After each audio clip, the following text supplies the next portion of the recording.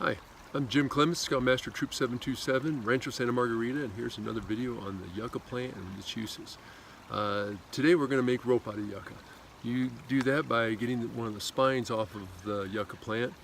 One of the things to be careful of, it is pointy and it has serrated edges, so it will cut your hand and poke you, make you bleed. Once you want to do that, you want to get the pulp off of it. You want to make strands out of here. So you want to get the covering off and you want to get the pulp out of the inside. I've seen people do this by sitting there and pounding it, or I've used a spoon and scrape it, which is nicely. One of the things you want to do is use baton. Now you don't want to use a rock because a rock will damage the fibers on the inside. You want to use a baton to get all the goop kind of smashed out of it. I like to use a round log and a round log to use that. So let's go ahead and get started a little bit and show you what I'm doing.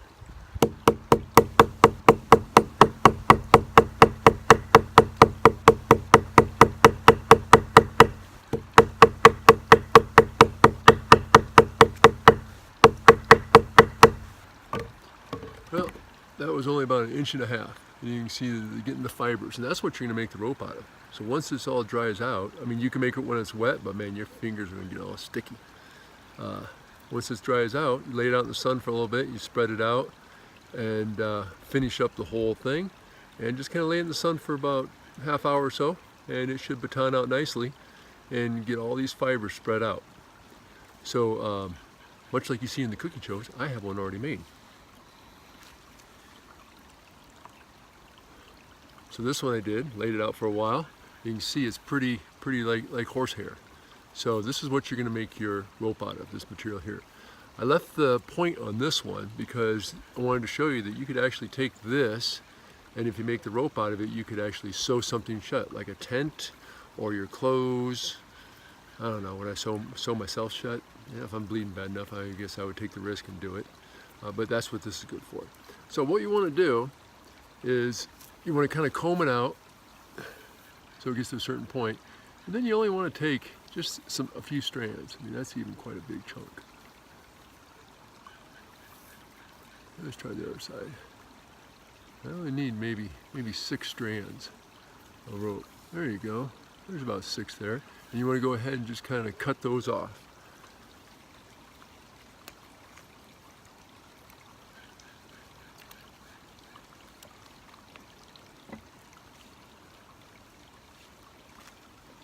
You can see you got your rope.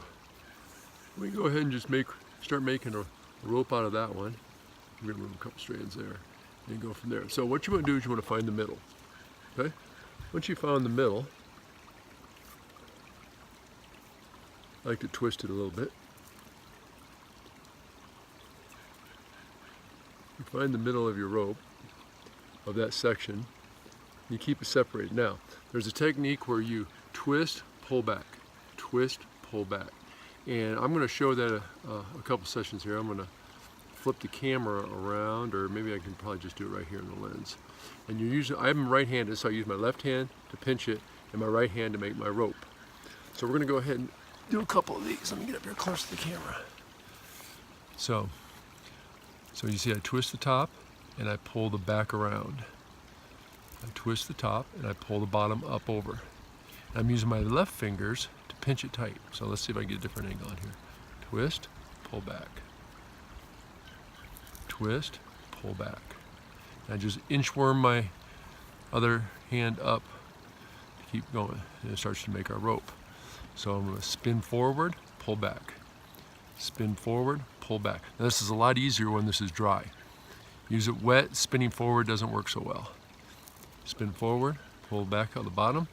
Spin forward, reach down, pull the bottom up and over. So basically I'm taking the top piece and it's going to go underneath the bottom piece. And we'll work our way around. So you can make a rope pretty fast with this. So I'm going to just go ahead and knock this out. Forward, forward, forward. And you just work your other hand up as you're doing it. Forward, forward, forward. Right. Forward, spin forward, spin forward, spin forward, spin forward. There we go. Okay, as you can see, I got a nice little rope going here.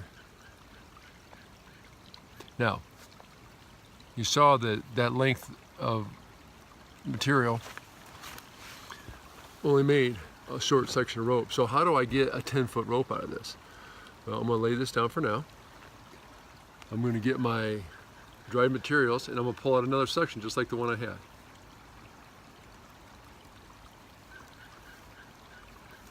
I'm going to start the process all over again.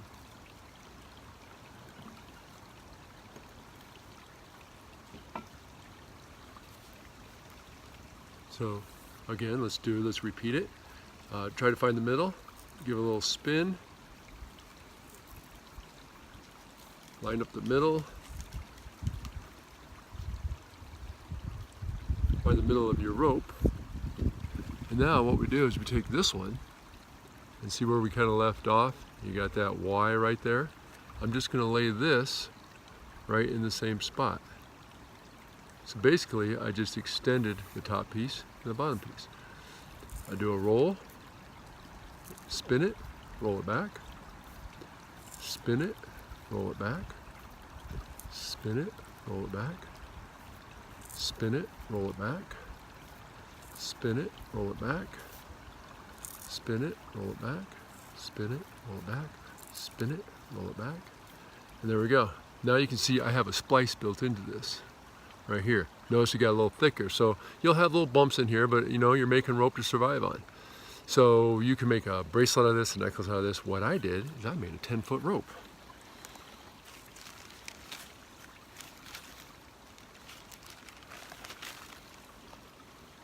So I have 10 feet of rope that I've made out of yucca. And in the next video, you're going to see how we use this. So stay out there, keep camping. See you in the next video.